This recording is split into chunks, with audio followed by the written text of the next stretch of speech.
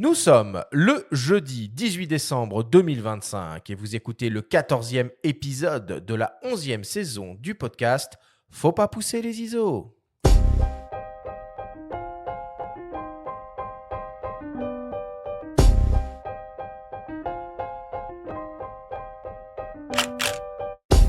Bienvenue sur Faut pas pousser les ISO, le podcast hebdo pour tous les passionnés de photos et de vidéos.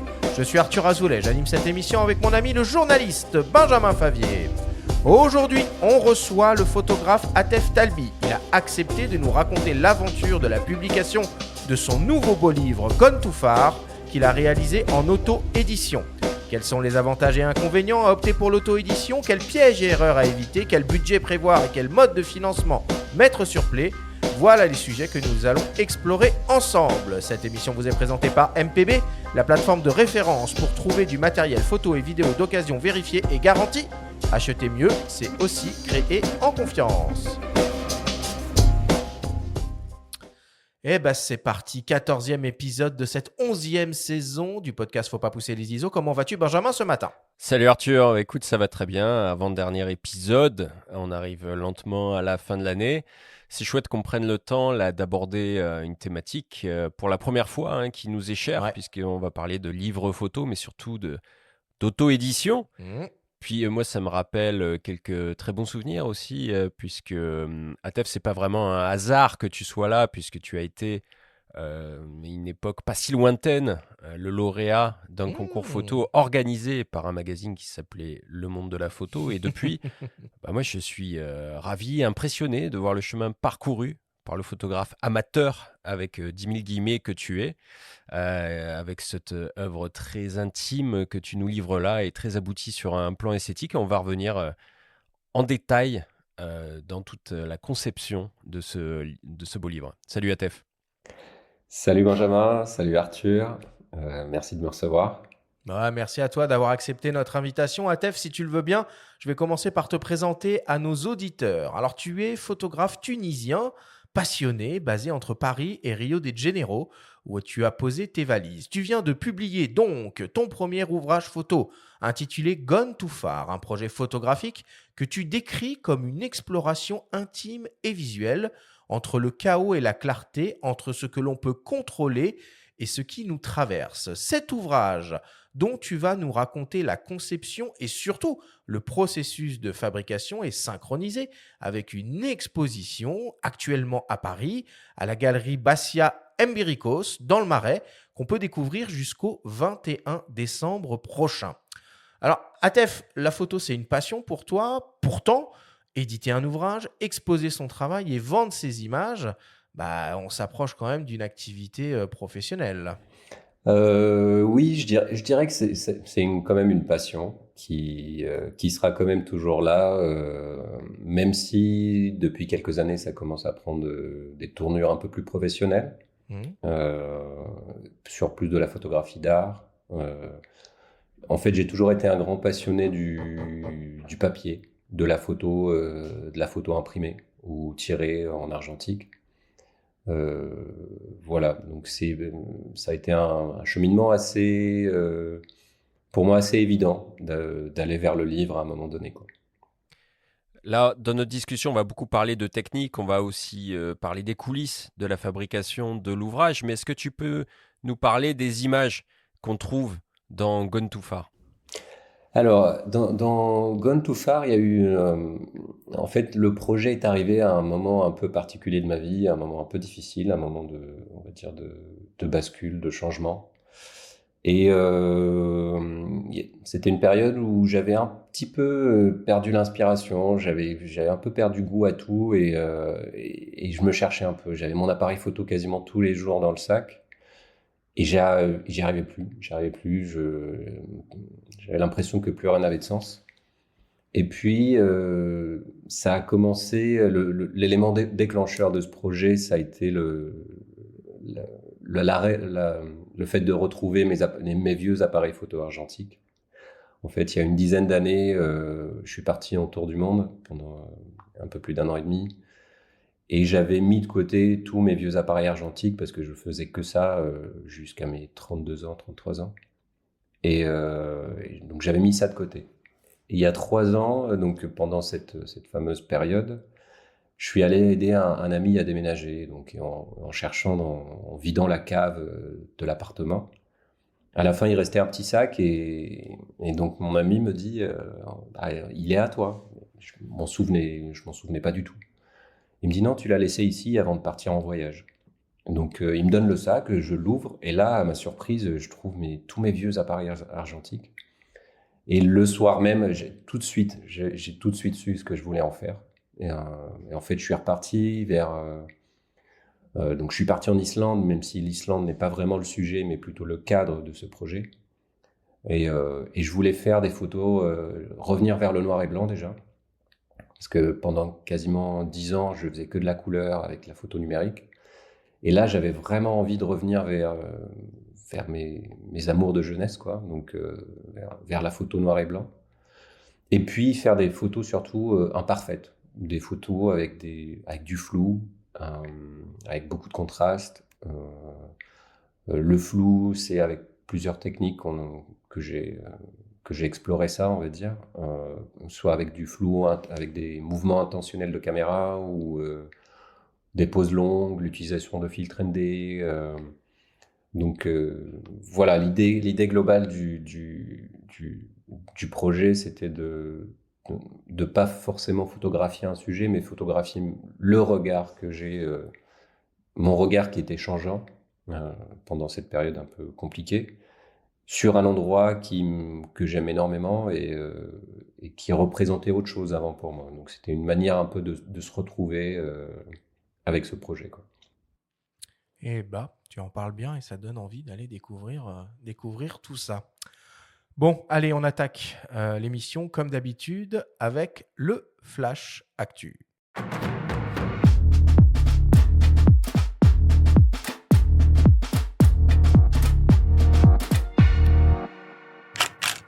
Cette semaine, dans le Flash Actu, Viltrox lance 2 convertisseurs optiques pour le X100 de Fujifilm. Sony annonce le nom de l'Outstanding Contribution to Photography 2026 et Global Warning, l'exposition événement de la rentrée, arrive à Paris au Jeu de Paume. Le Flash Actu vous est présenté par MPB, la plateforme de référence pour trouver du matériel photo et vidéo d'occasion vérifié et garanti.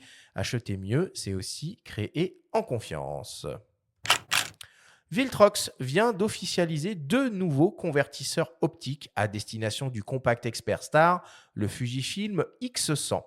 Le premier est destiné aux amateurs de grand angle et permet d'obtenir un équivalent 28 mm avec un coefficient de 0,8 fois appliqué à l'objectif équivalent 35 mm natif du X100. Le second va dans l'autre sens et permet d'obtenir un équivalent 50 mm avec un coefficient de 1,4 fois. Fait important, l'utilisation de ces convertisseurs optiques ne modifie en rien l'ouverture maximale de l'objectif. Il fonctionne avec un système de fixation magnétique et le boîtier reconnaît automatiquement le convertisseur utilisé.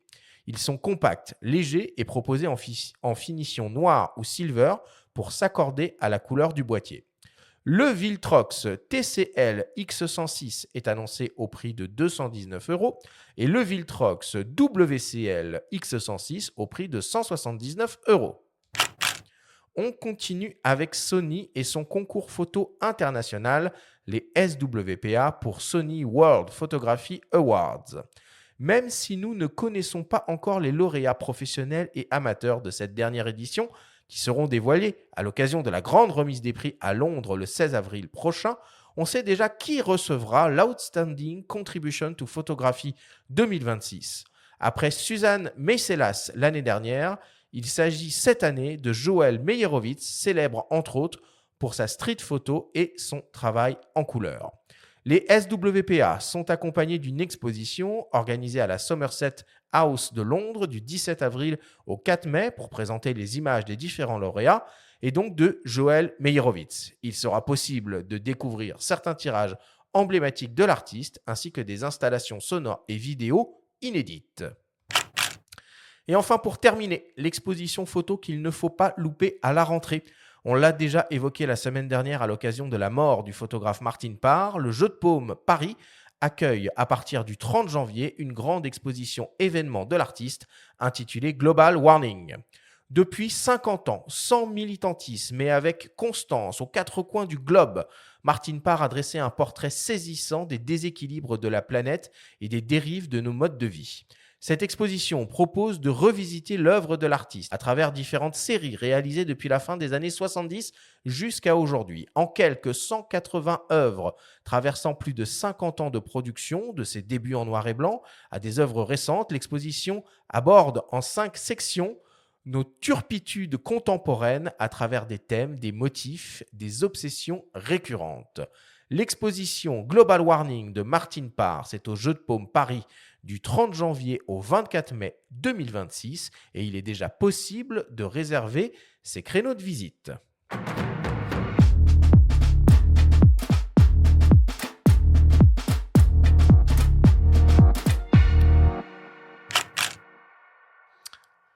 Voilà pour le Flash Actu cette semaine. Benjamin, en tant qu'utilisateur du célèbre X100, ça doit te parler, ces petits convertisseurs de focale signés Viltrox. Ah oui, ça me parle. Ça n'a rien de nouveau, hein. Fujifilm en commercialise déjà depuis longtemps. Exactement des équivalents, c'est-à-dire 28 mm ou 50 mm avec le fait de garder l'ouverture native, donc c'est chouette.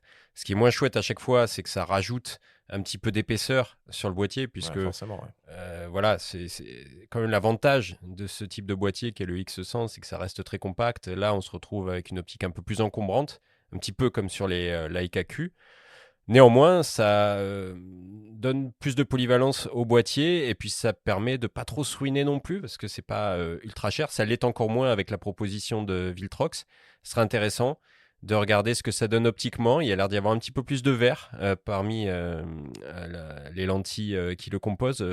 Donc, faudra attendre les premiers tests parce que le prix est quand même divisé quasiment par deux par rapport au modèle Fujifilm. Donc, dans la lignée de ce que nous propose Viltrox au niveau des optiques pour hybride, bah, on salue l'initiative. Bon. Atef, bon, on a compris, hein, tu fais beaucoup d'argentique, mais est-ce que tu fais aussi un peu de photos numériques? Et si oui, avec quoi? Alors, j'en fais quasiment plus. Aujourd'hui, je pense que ça reviendra à un moment donné, mais aujourd'hui, j'en fais quasiment plus. Mais l'appareil que j'ai utilisé le plus, juste avant de revenir vers l'argentique, bah, c'était le X100F. Ah bah d'accord. Et je me souviens, on a eu des débats avec Benjamin justement sur les... Parce que moi, ma focale préférée, c'est le 35, donc c'était parfait pour moi. Et je sais que Benjamin, toi, t'aimes bien passer sur du 28. Tout à fait. C'est pour ça que j'aime les Ricoh GR d'ailleurs. C'est que le 28 mm est une focale que j'affectionne particulièrement. Mais non, je trouve que c'est un très très bel appareil. Et moi, ce que je trouvais dommage avec ces convertisseurs, c'est que justement, un des gros avantages du X100F, enfin de la gamme X100 globalement, c'est le fait d'avoir un petit appareil compact qu'on peut glisser dans la poche d'un manteau assez facilement. Et pour ma part, c'est parfait parce qu'il y a un très bel objectif de 35 mm qui ouvre à 2, il me semble. Oui, à 2. Mais autre petit avantage quand même que j'ai pas cité de ces convertisseurs, c'est qu'ils permettent d'avoir une protection contre les intempéries, ce que ne permet pas par défaut l'optique qui est sur les X106, X105, X100F, qui sont tous les trois compatibles avec ces convertisseurs.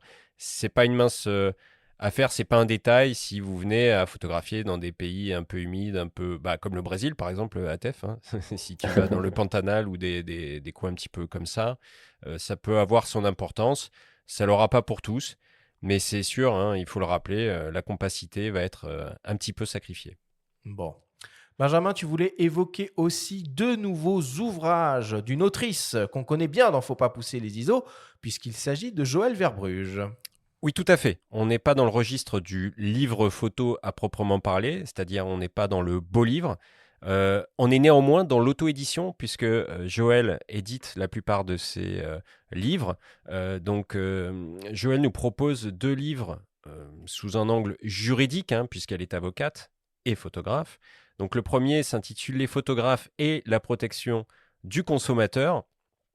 Dans la collection Les dossiers du droit de la photo. Et là, elle va explorer tout ce qui touche aux règles légales, c'est-à-dire droit de rétractation, les moyens de paiement, pratiques déloyales, etc. Donc ça peut intéresser les photographes qui se lancent dans la profession.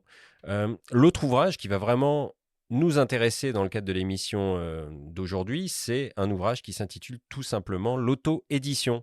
Tiens donc. Voilà, une avocate vous guide pas à pas. Et là, là c'est passionnant parce que en fonction de votre statut, que vous soyez donc artiste-auteur, comme c'est ton cas, Atef, que vous soyez auto-entrepreneur, que vous soyez salarié, vous allez être guidé au fil de cet ouvrage et à chaque fois, vous aurez un renvoi vers un numéro de page qui correspond à votre situation, un peu comme les livres dont vous êtes le héros.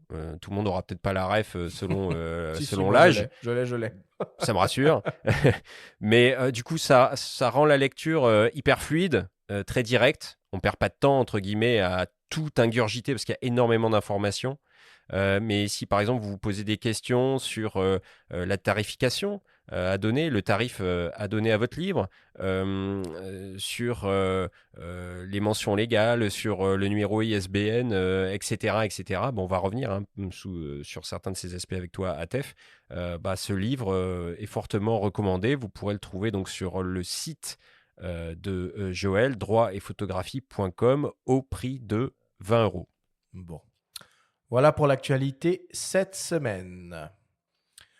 Benjamin, c'est le moment de ta chronique hebdomadaire, ta story. Et cette semaine, tu évoques la première bande dessinée éditée par les Others qui met à l'honneur le photographe que l'on connaît bien lui aussi, Jérémy Villet. Elle retrace une rencontre marquante avec un loup en Alaska. La story vous est présentée cette semaine par MPB où tu peux acheter, échanger ou vendre ton matériel d'occasion en toute sérénité. Va jeter un œil, c'est peut-être là que t'attend ton prochain boîtier.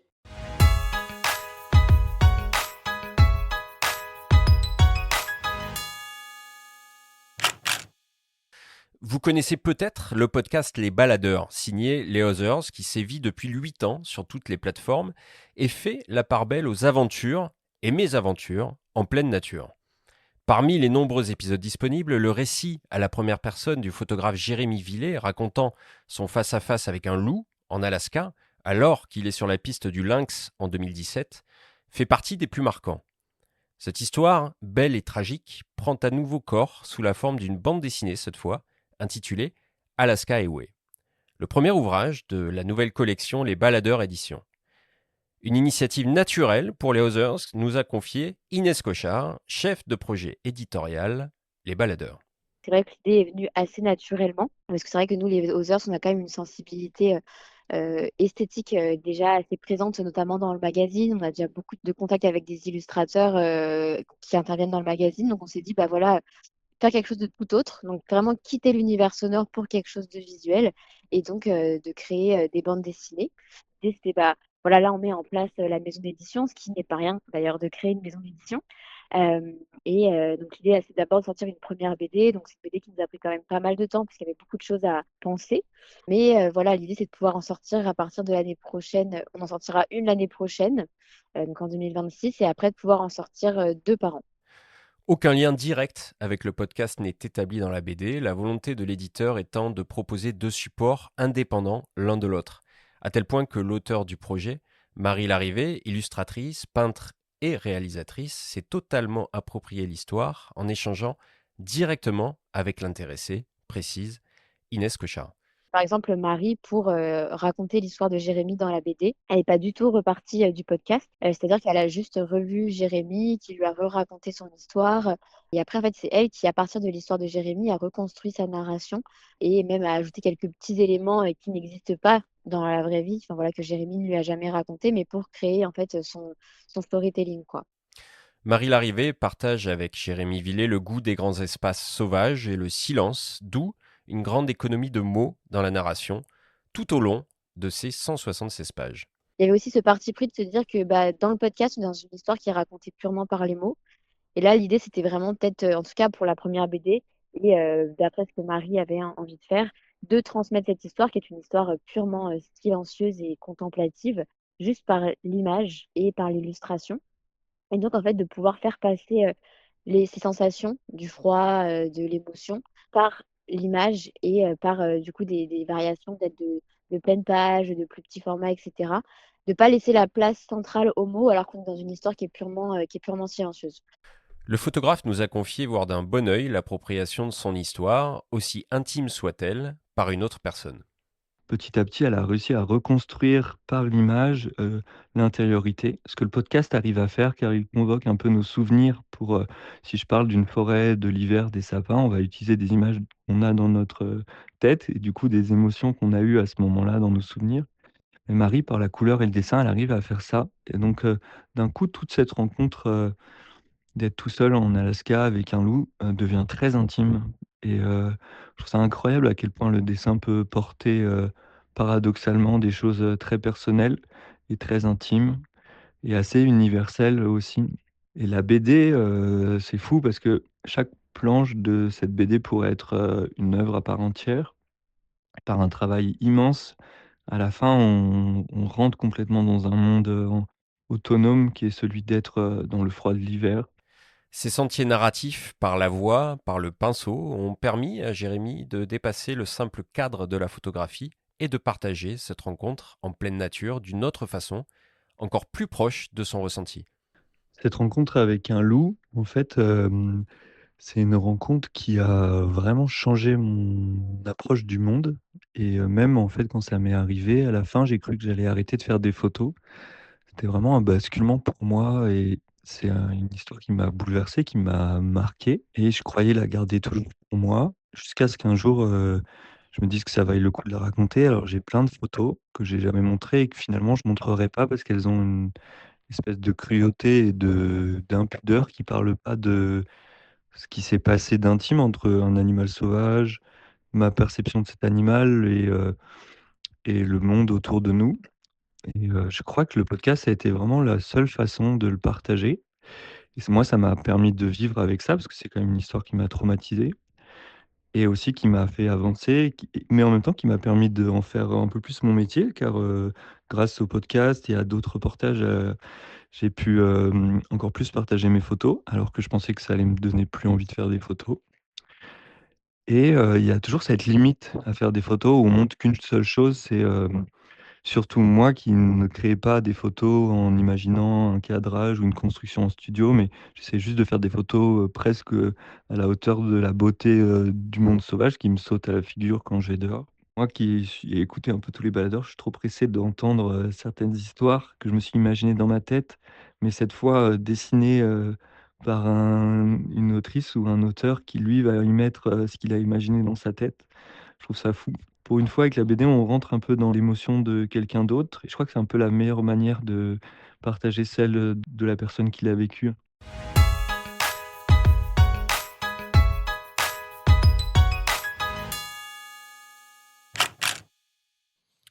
Alors, cette BD, elle coûte 25 €. Elle est dispo hein, en librairie. Et c'est donc très différent du podcast avec Jérémy, mais sur le même sujet. Alors très différent, oui, quand on connaît l'histoire, on peut être un peu désarçonné parce que c'est beaucoup moins épuré que le récit de Jérémy, hein. On se retrouve en hiver, en Alaska, en pleine neige, dans la quasi-obscurité totale. Là, c'est sombre, mais il y a énormément de couleurs qui jaillissent. Le récit est donc contient très très peu de mots, comme cela a été dit, mais c'est un parti pris, puisque l'autrice s'est vraiment complètement approprié l'histoire. Moi, ça m'a un petit peu déboussolé au début, parce que je connaissais bien le podcast et le récit de Jérémy qu'on avait Mhm. reçu hein, à Ouais, nos ouais. micros. Donc Jérémy a ce talent aussi pour raconter. Il n'a pas seulement un talent de photographe, mais il sait aussi très bien faire revivre ses histoires à un micro.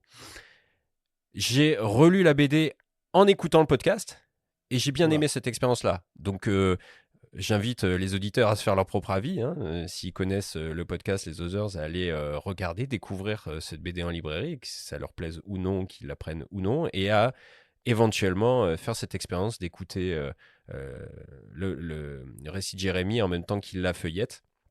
Et sinon, pour le clin d'œil, il y a quand même plusieurs points communs entre notre invité du jour et Jérémy, parce que au-delà du silence, au-delà des grands espaces, au-delà des contrées nordiques, il y a aussi ce goût à l'argentique, pour l'argentique. C'est-à-dire que Jérémy m'a à nouveau confié que depuis 2 ans, il fait quasiment que de l'argentique. Non, mais il se passe quelque chose, Benjamin, c'est pas possible, là. Tous les photographes qu'on rencontre font de l'argentique, là. Ça commence à faire beaucoup, hein. Bon, Atef, ça te parle, j'imagine, un peu cette histoire. Tu connais d'ailleurs les Others? Alors, je connais, sincèrement, je connais pas le podcast, mais je connais le magazine. Je les suis sur Instagram depuis un petit moment, parce que je suis un grand fan de récits d'aventure et de récits de voyage, surtout quand c'est corrélé avec la photographie. J'adore ça. En fait, souvent, mes projets photos ont souvent été très liés à des aventures, en solitaire ou autre, mais ça a été souvent guidé par ça. Donc, non, j'adore les grands espaces, j'adore voyager, et j'aime beaucoup ce qu'ils font. Mais tu pourrais très bien être un invité des baladeurs, hein, donc le podcast des Others, et raconter ton périple en voilier vers l'Antarctique. Voilà, rien que l'intitulé, là, il est posé, comme ça, je balance le pitch. Si les baladeurs nous écoutent, ils pourront te contacter. Mais en tout cas, ce serait le sujet d'une autre émission.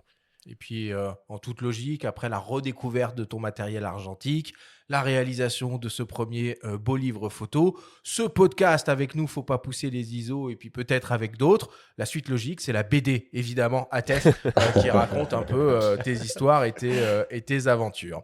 Merci, Benjamin, pour cette story cette semaine.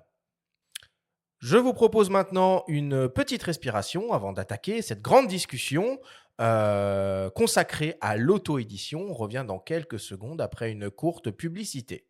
MPB, partenaire historique du podcast Faut pas pousser les ISO, permet de manière fiable d'acheter, de vendre ou d'échanger du matériel photo ou vidéo d'occasion. Si vous voulez par exemple acheter un nouvel appareil photo, sachez que le matériel est très sérieusement vérifié et inspecté par des spécialistes produits avant d'être mis en ligne sur le site. Tout se passe sur mpb.com. Jetez-y un œil. Nous sommes de retour dans Faut pas pousser les ISO avec le photographe Atef Talbi pour cette émission consacrée à la réalisation d'un livre en auto-édition. En guise d'introduction, on vous propose d'écouter le témoignage d'un éditeur et imprimeur, Alain Escourbiac. Il nous parle de la différence d'approche qu'il y a dans la réalisation d'un livre photo en auto-édition ou bien via une maison d'édition conventionnelle.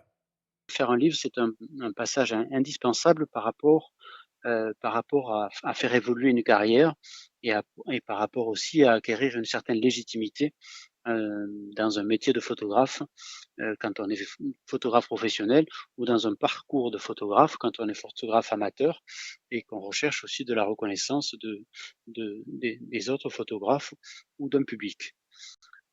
Voilà, donc après, la toute première question à se poser quand on veut faire un livre, c'est pourquoi on veut le faire. C'est la réponse à cette question-là qui va conditionner tous les choix que l'on fera par la suite, à savoir le fait de choisir de l'auto-édition ou de choisir de passer par un éditeur.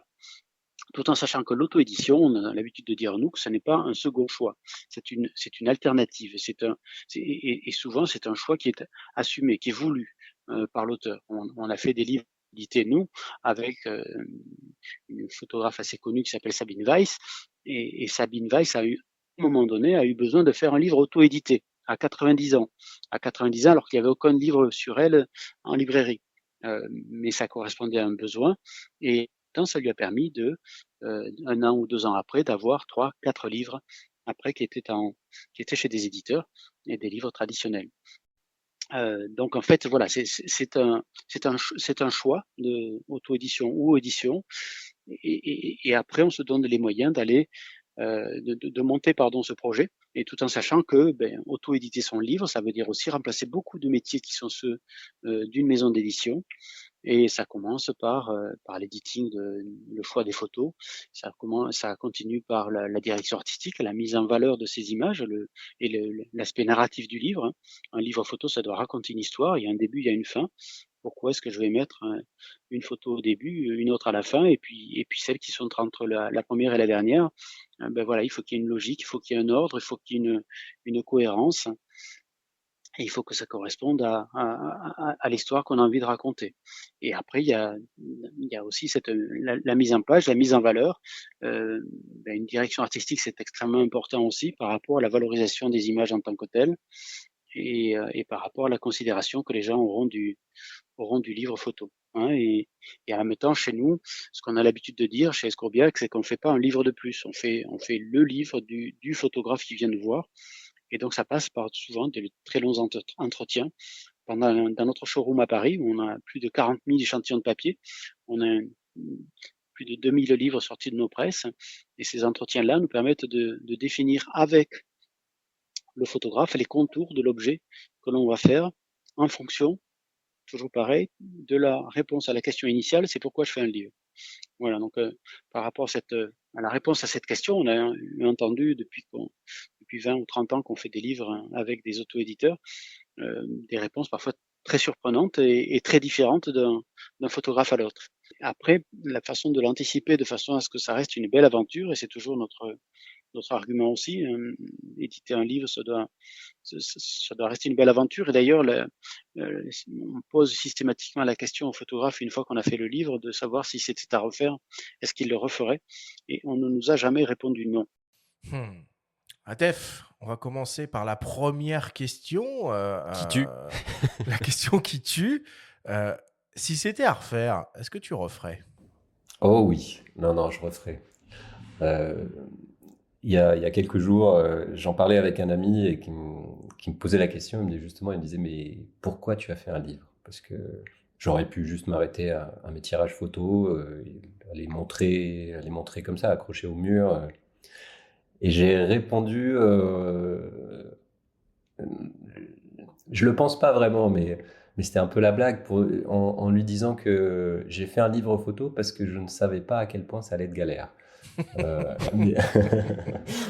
Mais je pense que c'était un passage obligé. C'était un passage obligé parce que c'est mon premier livre photo, donc je n'y connaissais absolument rien, même si j'ai toujours été un grand fan et collectionneur de livres photos.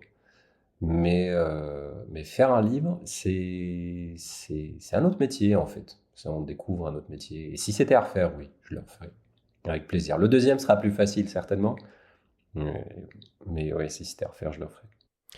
Alain Escourbiac qui parle de légitimité au début. C'est un des points, toi, qui t'a stimulé ou c'était quoi finalement la volonté première de faire ce livre pour toi? La volonté première, c'était surtout de raconter en fait, parce que je trouvais que là, j'avais vraiment quelque chose à dire avec ce projet. Donc je voulais vraiment, et je trouve que le livre a le livre photo en particulier, parce qu'on y trouve du texte et de l'image. Donc je trouve qu'il a vraiment cette capacité à faire du storytelling et à dire plus de choses que simplement en montrant des images, je pense. Là, pour le coup, ce projet était très intime pour moi, donc au début, j'avais beaucoup de mal à en parler, parce que ça voulait dire de parler de soi. Donc j'avais beaucoup de mal à en parler, et puis je trouvais que le livre pouvait être un très très bon moyen de le partager, de partager ce projet, de le montrer différemment.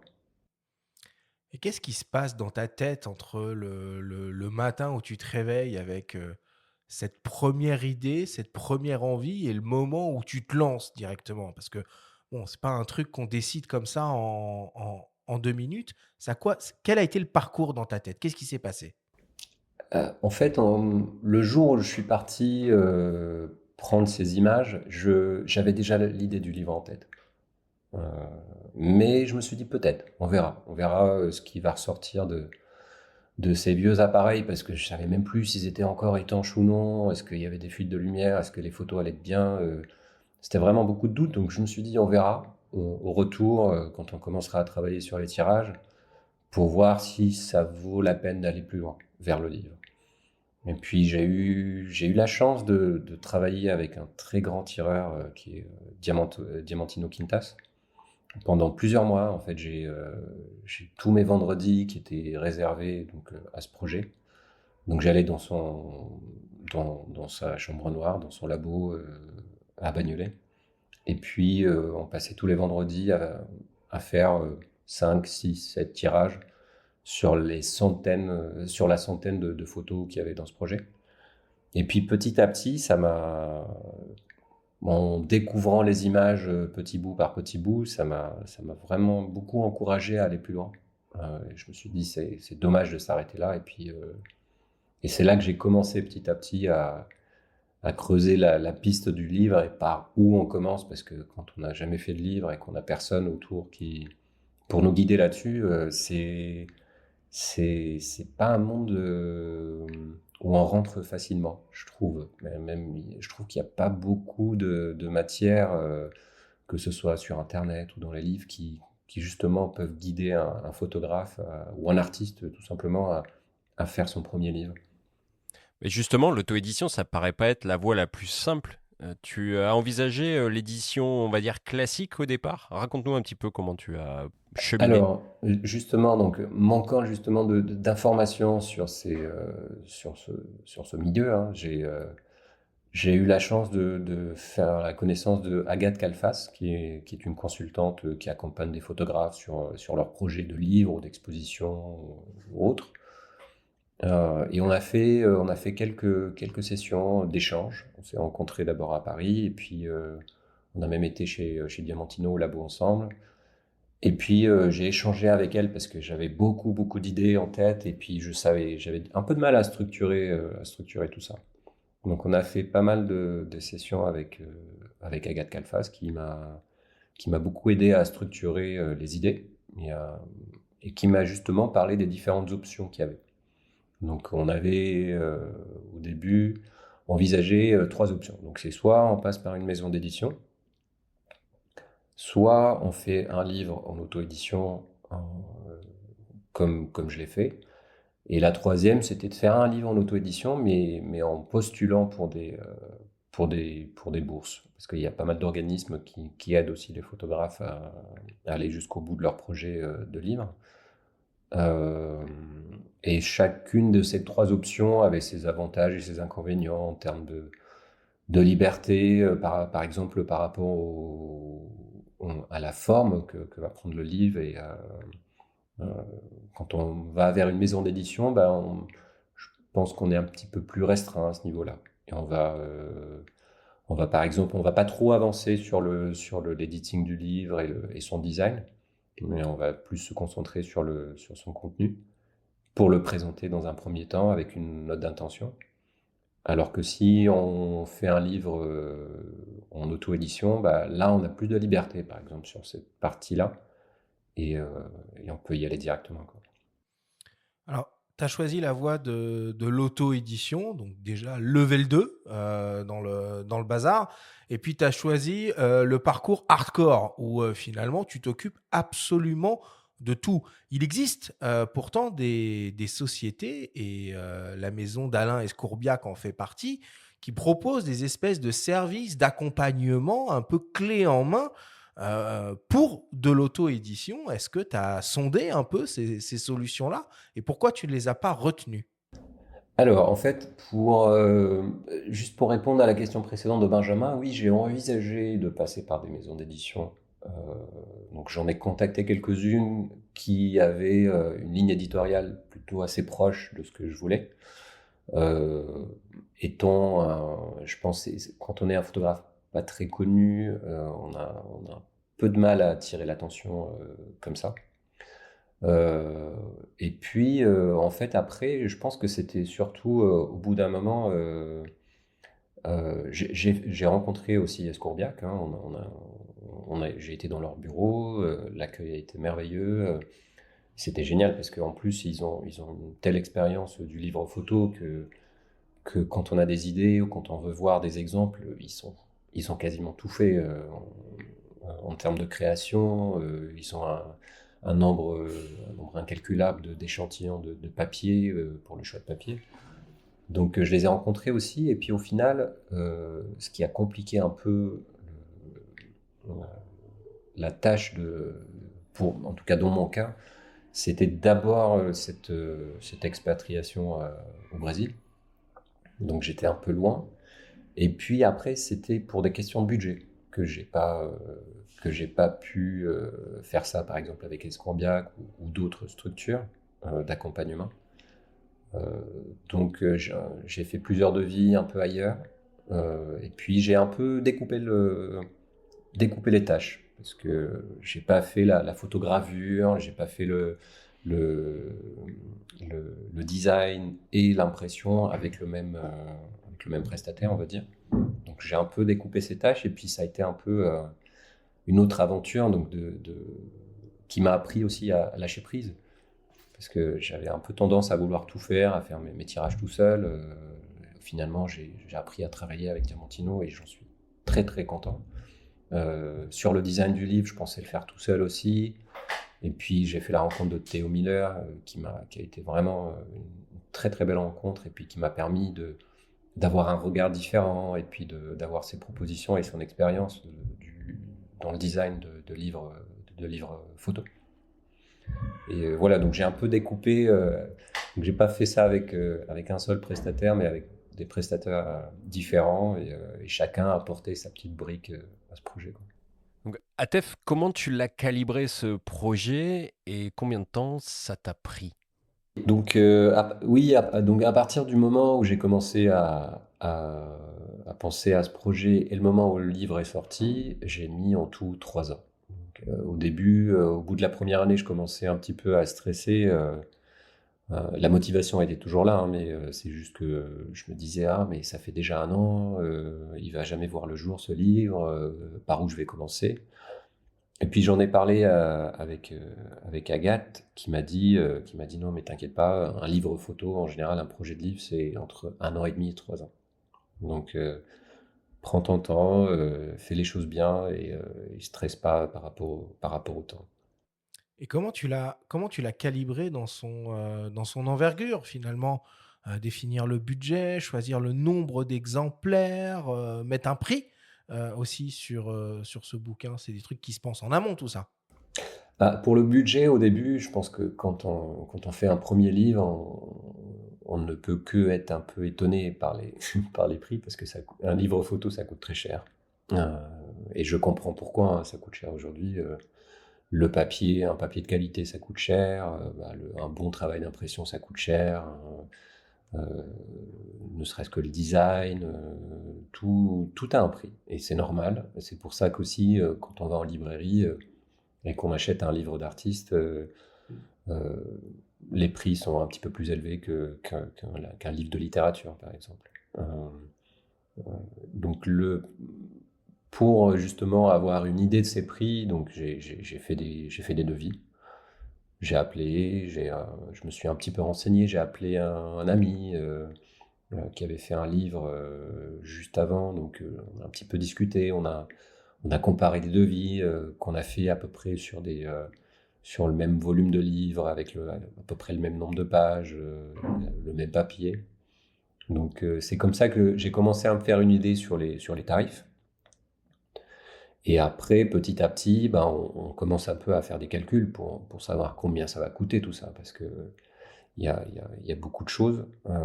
Tu t'étais donné un budget, toi, de base? À la base, je m'étais donné un budget entre 5 et 6 000 euros. Et au final, j'étais Il n'y a très pas du très... tout. Non.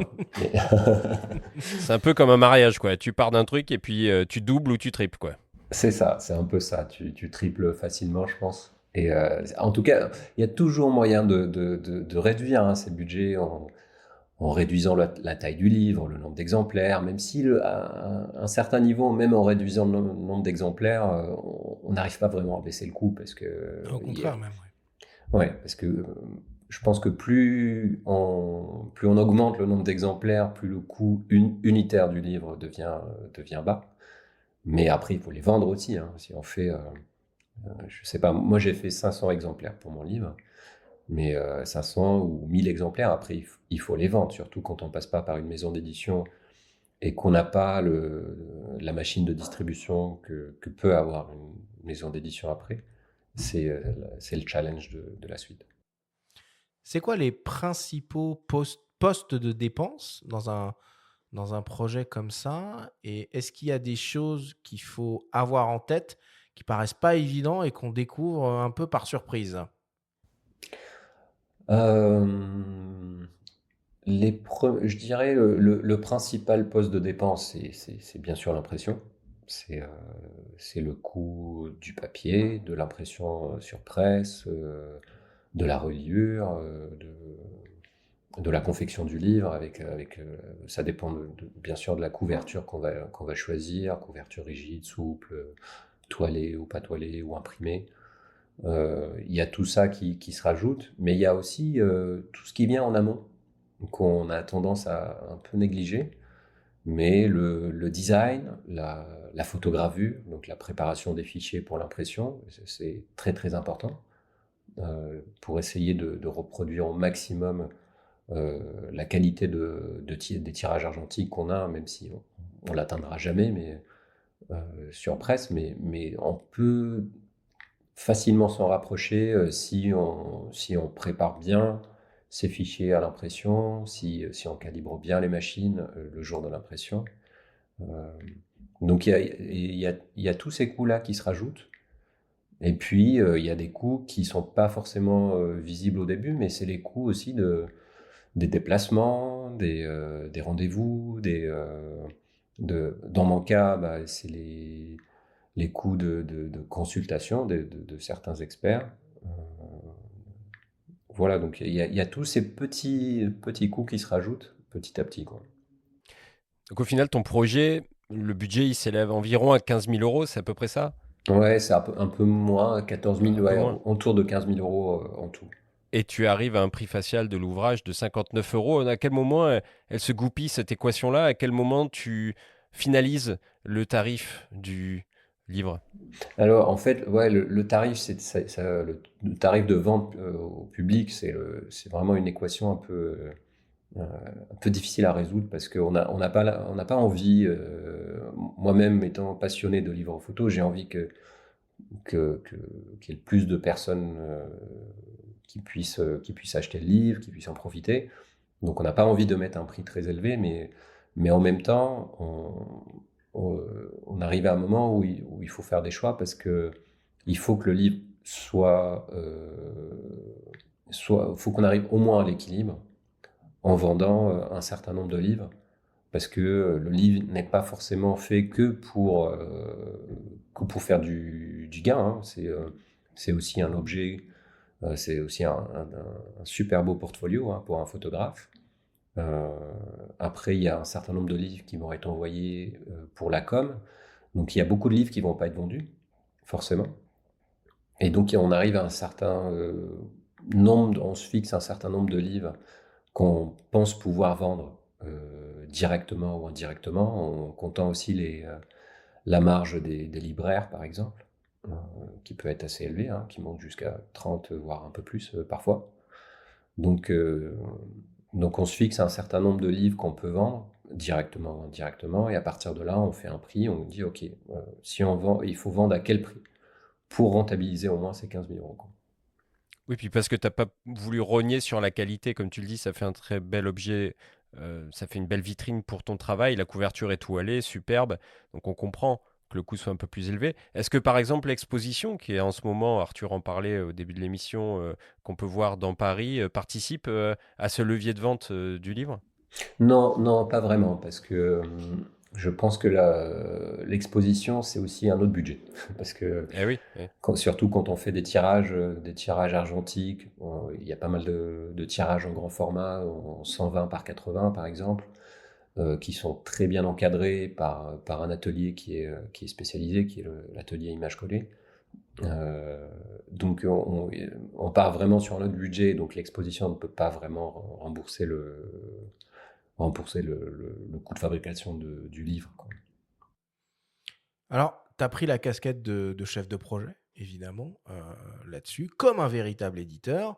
Et puis, tu t'es lancé un peu dans une production internationale, finalement, puisque toi, tu es basé au Brésil, tu as choisi un maquettiste basé à Paris, un atelier de photogravure à Paris également, un imprimeur en Espagne.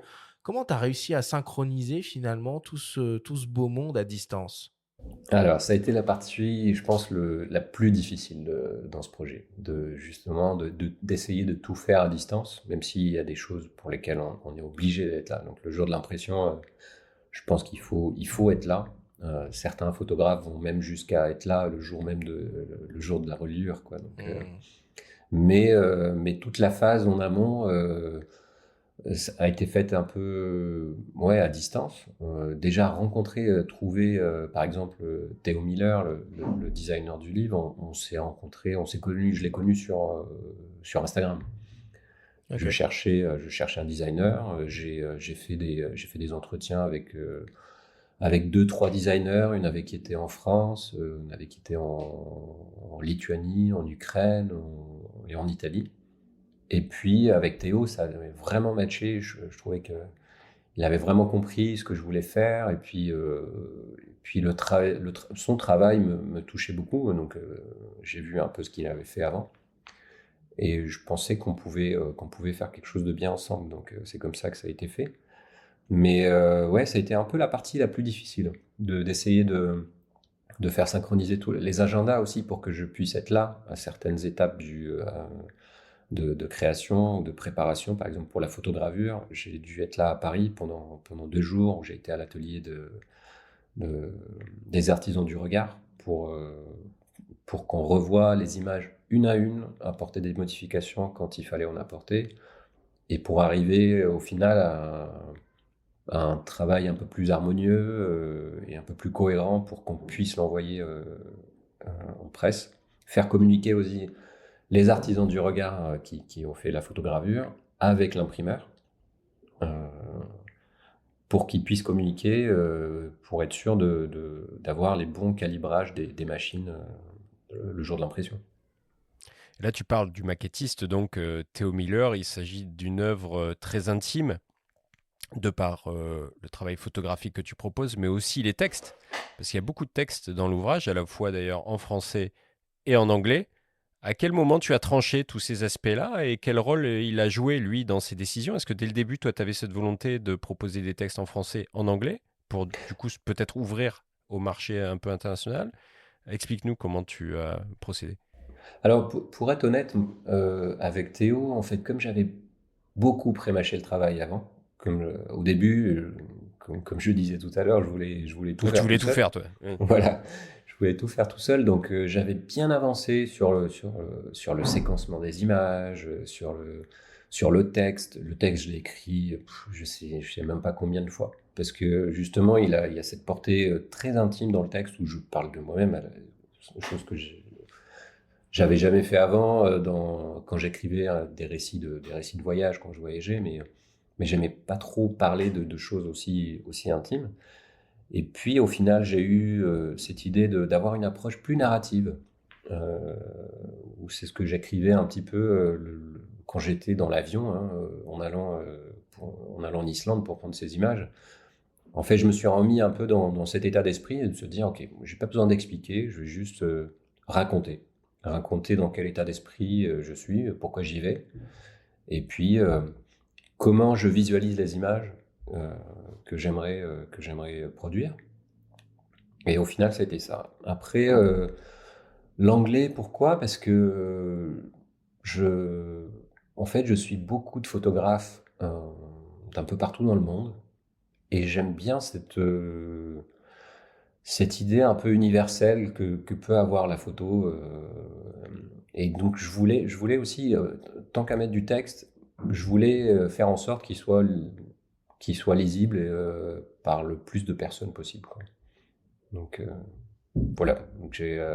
Et donc, après, moi, j'avais prémâché tout ce travail, le texte était déjà prêt, le séquencement des images à 80% près, même si Théo a vu des choses que moi j'ai pas vues, et puis au final ça se goupillait très très bien.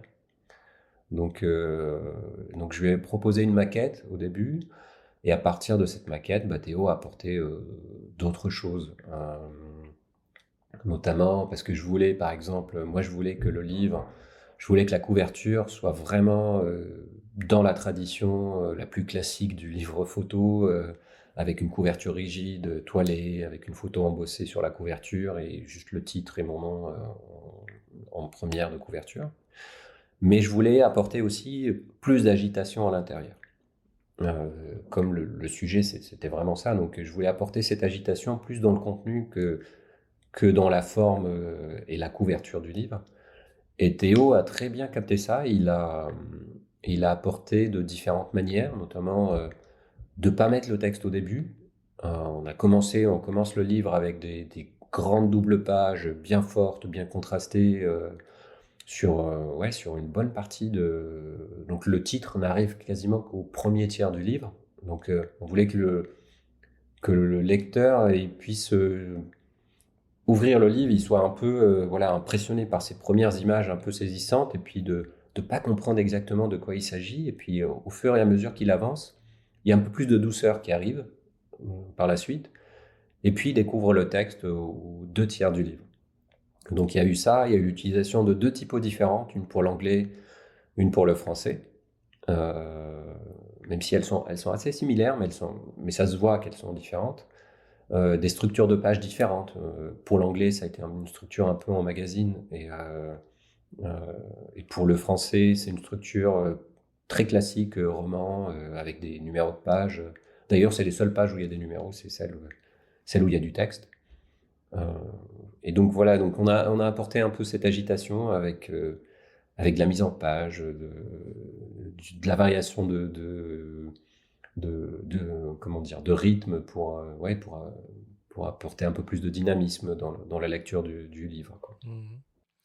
Mais du coup, avant de faire ce travail-là de maquette et de design, il faut, en quelque sorte, avoir déjà commencé à résoudre une partie de l'équation globale du projet. Il faut savoir quel format, il faut savoir le nombre de pages. Est-ce que du coup, tu conseilles plutôt d'abord trouver un éditeur et d'arrêter ces choix-là, ou de commencer ce travail de maquette et de design? On verra après pour l'imprimeur. Je pense que c'est un peu dommage de ne pas avancer sur ces parties-là, même si quand on commence, je pense que c'est un peu difficile, mais je pense que c'est important de les avoir parce qu'on s'enlève quand même une bonne partie de la création. Ces phases-là sont très très importantes dans la création d'un livre. Même si on passe par un éditeur, je pense que c'est important d'avoir son idée, de montrer ce qu'on veut, et se permettre après de changer d'avis en cours de route. Donc je pense qu'il faut quand même avancer un tout petit peu de son côté, pour avoir une idée de ce qu'on veut, sur la taille du livre, le type de papier qu'on veut avoir. Moi, dans mon cas, par exemple, le type de papier, ça a été un choix assez facile finalement, parce que j'aimais beaucoup le papier photo qu'on a utilisé pour les tirages argentiques, et je voulais quelque chose qui s'en rapproche le plus, parce que l'on a utilisé un papier Foma qui est assez chaud, il n'est pas vraiment blanc, et un papier barité. Et donc, pour essayer de retrouver quelque chose qui se rapproche le plus de ça, on a opté pour un papier, c'est Guardapat 13 Classica, qui est un peu plus chaud, un peu plus jaune que blanc. Et je trouve que c'est dommage de ne pas avancer sur ces phases-là, et de juste proposer, d'aller voir un éditeur qui va faire tous ces choix-là, ou qui va juste nous accompagner pour faire ces choix. Et en parallèle de ce livre, il y a un coffret en édition limitée, un coffret qui est édité à 20 exemplaires. Est-ce que tu peux nous en dire un mot? C'est un sujet, depuis le départ, tu étais convaincu, c'est toi qui as pris cette décision, ou tu t'es fait conseiller et ça aboutit à cette décision-là? Oui, en fait, je pense que c'est sur l'édition limitée. J'ai fait donc cette édition limitée de 20 livres. Je pense que c'est sur ces 20 livres, on peut vraiment on peut se lâcher, quoi. On peut s'éclater un peu plus, parce que je voulais un coffret, je voulais mettre un tirage argentique dans ce coffret, je voulais que ce soit un bel objet, quoi. Je voulais que ce soit un objet qu'on peut poser sur une table, dans son salon, et qui soit donc le contenu du livre est le même. Mais on a opté pour une couverture d'une couleur différente, une couleur de texte dorée, embossée aussi, qui était différente. La couverture du coffret est beaucoup plus minimaliste. Il y a juste le titre du livre et mon nom dessus.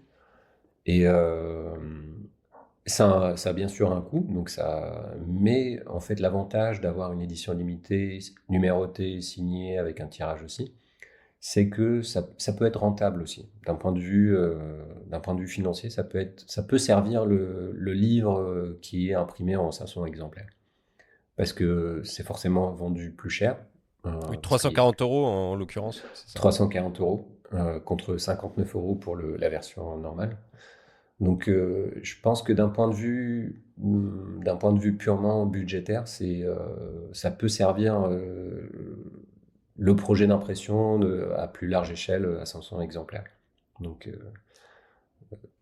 sur un budget de 15 000 euros en tout, hein, y compris la version, l'édition limitée, si on arrive à en vendre un peu plus de 10, ça fait déjà une bonne partie du budget global, quoi.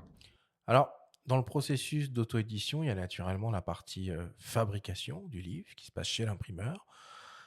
C'est le volet le plus coûteux, on l'a déjà évoqué, et c'est souvent le volet sur lequel on est parfois obligé de faire des choix et surtout des compromis. Toi, tu as fait le choix de passer les frontières et d'aller en Espagne pour l'impression. C'était une question de coût, c'était une question de savoir-faire ou c'était une question de disponibilité de cet imprimeur SYL? C'était purement budgétaire. C'était purement une solution ouais, c'était une réponse à une contrainte budgétaire. Alors que, pardon de t'interrompre, hein, rappelons aux auditeurs que ce budget-là va représenter plus de 50% de ton enveloppe globale, hein. On était Oui. sur environ 15 000 et ce poste-là représente quand même, malgré l'impression en Espagne, plus de 50%. Donc ça permet d'évaluer un petit peu ce que ça aurait donné peut-être dans une autre enseigne plus proche de chez nous. Oui. Non, c'était purement. C'était vraiment parce que j'avais envie de réduire les coûts pour pouvoir le faire, sinon j'aurais pas pu le faire, c'est sûr. J'aurais bien aimé le faire en France à côté, en ayant tout le monde au même endroit, et puis être plus présent lors de l'impression. Mais à un moment, il fallait faire des choix, et je pense que ce choix-là s'est fait assez facilement parce que il y avait quand même des différences de prix qui étaient assez conséquentes. Donc j'ai fait des devis en Turquie, j'ai fait des devis en Espagne et en France. Et au final, les moins chers, c'était en Turquie, mais c'était un peu plus compliqué, justement, pour synchroniser tout le monde et puis surtout pour être plus présent. Donc j'avais finalement choisi de le faire chez SIL en Espagne, et je regrette pas du tout, hein, parce que là, ils ont aussi un savoir-faire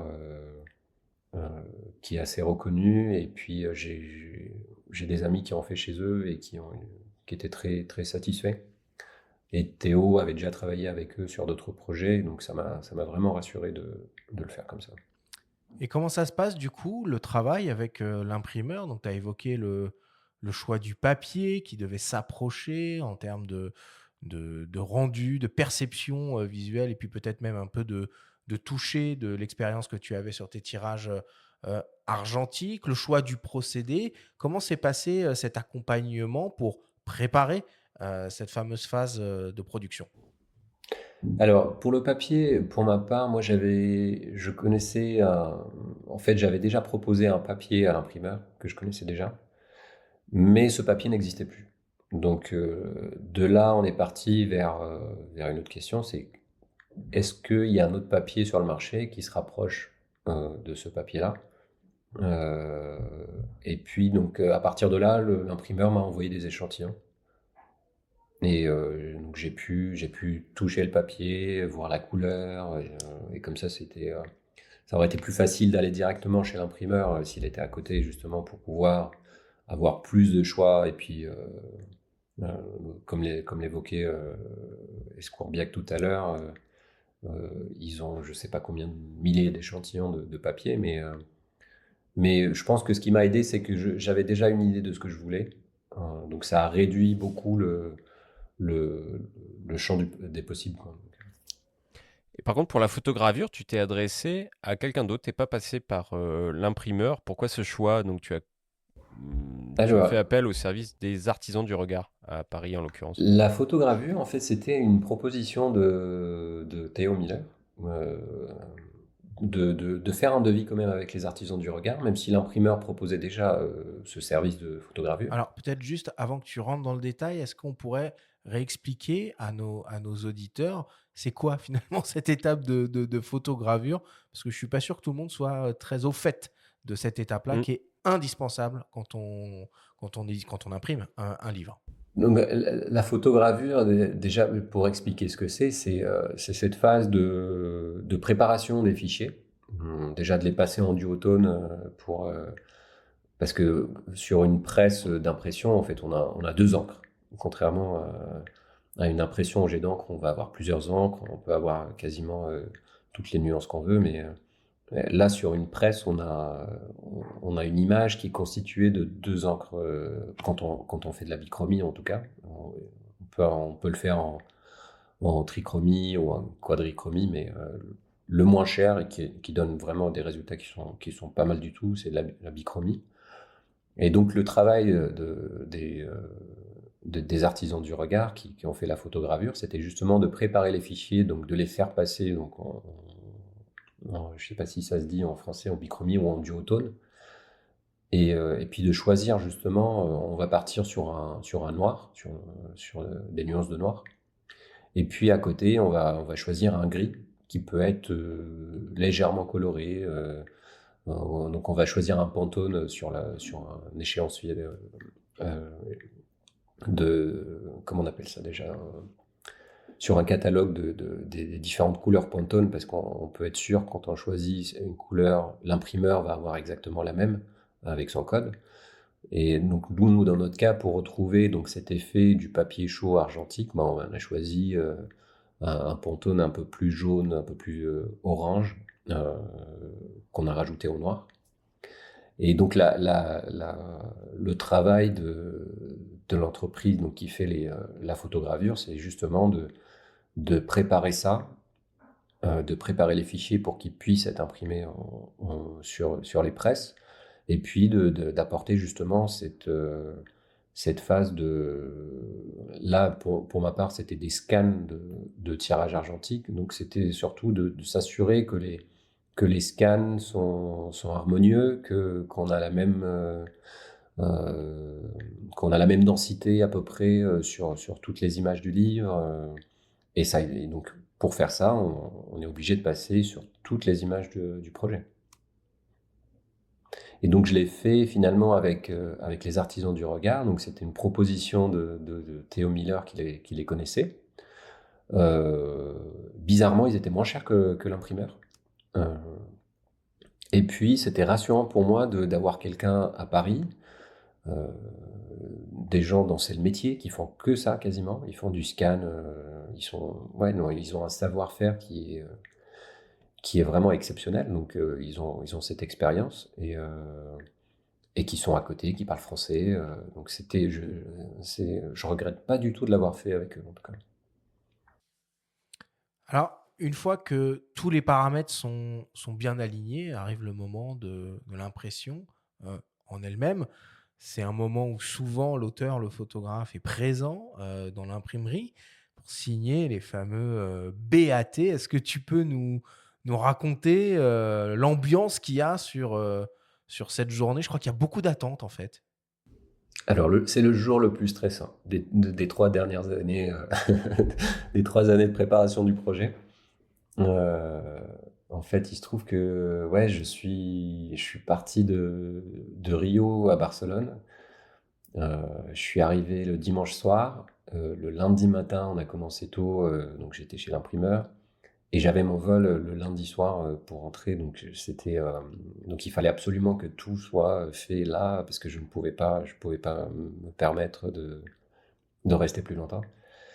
Et donc c'est la phase la plus stressante, parce que là on arrive vraiment en bout de chaîne. On a fait tout ce travail entre la prise de vue, les tirages argentiques, les scans, la photogravure, la conception du livre. Et là, on peut pas se permettre que ça marche pas. Parce que donc il faut vraiment passer sur toutes les planches du livre, sur tous les cahiers, et de s'assurer que toutes les images correspondent aux échantillons qu'on a fait avec les artisans du regard. Donc on a imprimé toutes les images chez les artisans du regard. Là, c'est du jet d'encre, hein, mais les machines sont calibrées pour se rapprocher le plus des machines des presses. Et donc j'avais toutes les images qui étaient déjà imprimées en taille réelle par rapport à ce qu'on a sur le livre. Et on passe sur toutes les planches et on vérifie que toutes les images sont les plus proches et les plus fidèles aux échantillons qu'on a déjà. Et qu'est-ce que tu as ressenti quand tu as eu l'ouvrage en main pour la première fois, quand tu as reçu les premiers exemplaires? Alors, bizarrement, je pense que le moment je pense le plus riche en émotions, c'est plus le moment où on voit les images imprimées sur le vrai papier. Sur le vrai papier, le jour de l'impression, même si c'est des grandes planches où il y a, je sais plus, 8 pages ou 16 pages en tout. C'est là qu'on commence à se rendre compte que ça devient enfin une réalité, qu'on commence à toucher ce papier un peu épais, qui a un peu de texture aussi, et puis qu'on commence à voir qu'au final, les photos, elles sont pas si loin que ça des photos qu'on a déjà vues sur papier photo, et là, ça commence vraiment à devenir, on se dit, ça devient une réalité, quoi. Et puis après, le jour où j'ai reçu le livre, ça a été un peu long parce que le livre a été livré à Paris et moi, je l'ai reçu 2 semaines plus tard. Donc moi, je suis rentré à Paris 2 semaines plus tard pour justement pour voir le livre et puis préparer l'exposition. Et ça a été, ouais, c'était vraiment un moment très, très, très intense, très, très intense d'enlever le petit blister et puis de commencer à tourner les pages. Ouais, c'était un des plus beaux moments de tout ce projet, quoi. Bon, et dans les moments qui sont un peu moins sympas, j'imagine, il y a aussi des petites obligations administratives quand on se lance dans l'édition au sens large, auto-édition ou pas d'ailleurs, d'un ouvrage photo. Les bouquins, ils ont ISBN, EAN, il y a un truc avec la Bibliothèque nationale de France. Est-ce que tu peux nous dresser un peu la to-do list à avoir en tête? Il faut d'abord commencer par préparer avant l'impression du livre parce qu'on a besoin de le mettre de l'imprimer dans le livre, le numéro ISBN. C'est le numéro qui va identifier un éditeur et un ouvrage en particulier. C'est un numéro unique à chaque livre. Donc on va sur le site de la FNIL et puis on fait une déclaration. On dit on va sortir un livre. Sa taille, nombre de pages, de quoi parle le livre, et puis une petite description, et puis on fait une demande. Et au bout de quelques jours, donc on reçoit un code barre et puis un numéro. Une fois que le livre est édité, est sorti, à ce moment-là, on envoie un exemplaire à la Bibliothèque de France, la Bibliothèque nationale, et avec un petit papier qu'on a déjà préparé sur le site. Et puis c'est tout. À partir de ce moment-là, quand on fait une recherche avec le numéro ISBN, le livre sort et puis on le retrouve dans le répertoire de la Bibliothèque nationale. Bon. Alors, bien entendu, impossible de parler d'auto-édition sans parler de modèle économique, de financement et de rentabilité. On l'a déjà un petit peu évoqué. Comme souvent, Gone Too Far a été financé en partie par une campagne de financement participatif réalisée avec succès d'ailleurs sur la plateforme Ulule. La maison d'édition Emeria fonctionne aussi presque systématiquement avec cette technique de financement et on vous propose d'écouter Brigitte Trichet, sa fondatrice, nous en parler. Compte tenu, des atouts du web aujourd'hui, c'est-à-dire, le fait qu'en effet énormément d'éditeurs, avant que nous on crée notre propre plateforme de financement participatif, beaucoup d'éditeurs aujourd'hui font appel à Ulule, à KissKissBankBank ou aux États-Unis à, Kickstarter. Donc il y avait déjà beaucoup d'initiatives en ce sens pour aller chercher des financements et diminuer le risque financier qui prévaut à se lancer dans des projets éditoriaux de grande envergure. Donc l'idée, ça a été vraiment de créer notre propre propre plateforme pour lever des fonds en s'appuyant sur le réseau des photographes. On arrive en amont, c'est-à-dire que mes associés, quand nous avons créé Emeria, il s'agissait de proposer une qualité exceptionnelle. Donc nous, on intègre dans notre maison tout ce qui concerne, dans le jargon, on parle de photogravure, mais en fait, c'est pas vraiment chez nous la photogravure, on injecte des technologies qui sont nos propres normes. On injecte des technologies sur mesure qui nous permettent d'aller chercher une qualité exceptionnelle dès lors que l'image est imprimée sur un support papier. Donc en fait, nous, pour financer des process d'impression et de traitement d'images qui sont plus chers que ceux du marché traditionnel, quand on imprime en faux gras, les photographes qui nous écoutent comprendront. Voilà, il s'agissait donc de pouvoir trouver les moyens de lever des fonds pour financer cette haute qualité, cette qualité exceptionnelle. Et donc, on a imaginé créer notre propre plateforme de levée de fonds. On a des offres très sur mesure en fonction de ce que cherchent les photographes. Certains ont déjà une maquette faite, d'autres veulent qu'on prenne le projet de bout en bout. Donc, on a une facilité de nous adapter à ce dont ils ont vraiment besoin. Et évidemment, c'est un modèle assez complexe. On croit toujours que c'est très facile de lever des fonds, mais ça ne l'est jamais. Et donc, notre modèle fonctionne très bien pour des photographes déjà bien installés, qui ont déjà un beau réseau de personnes qui les suivent sur les réseaux sociaux, mais pas seulement. Ils ont aussi parfois des sponsors, des mécènes ou des collectionneurs qui peuvent aussi se joindre à nos projets pour en faire leur projet. Il s'agit de faire en sorte qu'ils s'approprient le projet pour en faire un outil pour eux aussi de valorisation, de notoriété. Je pense que notre modèle correspond à un certain type de photographes, mais pas forcément parce qu'ils sont présents sur les réseaux sociaux. Ça nous est arrivé de faire des livres avec des gens qui n'avaient pas une communauté sur les réseaux sociaux, mais qui avaient construit à travers leur carrière professionnelle des partenariats avec des marques, avec des collectionneurs, des galeries, etc. Mais je ne pense pas que ce soit un biais, c'est-à-dire que c'est une forme de pragmatisme sur la réalité d'un marché. Donc, je pense que justement, on a la chance en France d'avoir un marché hyper dynamique, hyper diversifié. Et je pense que même des jeunes photographes, d'ailleurs, moi, je me fais plaisir en allant en librairie ou en allant sur des festivals et je découvre des choses très bien réalisées qui correspondent en effet à d'autres modèles et qui sont accessibles à des jeunes photographes qui n'auraient pas encore construit ce réseau sur lequel nous, on s'appuie. Ce n'est de toute façon jamais facile de lever des fonds. Donc là, c'est vrai qu'on vient d'avoir une très belle campagne avec le photographe Paul Niclaine. Mais évidemment, c'est Paul Niclaine, c'est-à-dire c'est quelqu'un qui fait de la photographie depuis très longtemps, qui a une très grosse communauté sur Instagram. Et malgré l'espoir qu'on a au départ de chaque campagne, on peut être déçu. On vient aussi d'en faire une pour un projet que j'adore et qui malheureusement n'a pas rencontré le public. Donc c'est vrai que le financement participatif, ça permet aussi de tester un marché. Si ça ne marche pas en crowdfunding, à mon avis, c'est parce que le sujet, malheureusement, risque de ne pas forcément intéresser un public suffisamment large. Donc voilà, mais c'est vraiment du cas par cas. Donc des fois, le crowdfunding, ça peut être 100% du financement. Des fois, c'est 20%, des fois, c'est 50%, puisqu'en effet, il y a tout ce qu'on fait par ailleurs autour du mécénat, des partenaires. C'est vraiment du cas par cas, puisque chaque projet a sa propre histoire et sa propre dynamique. Et parfois, le crowdfunding, on n'en fait pas d'ailleurs. Des fois, on n'a pas besoin de faire de crowdfunding parce que le projet est déjà financé par des partenaires.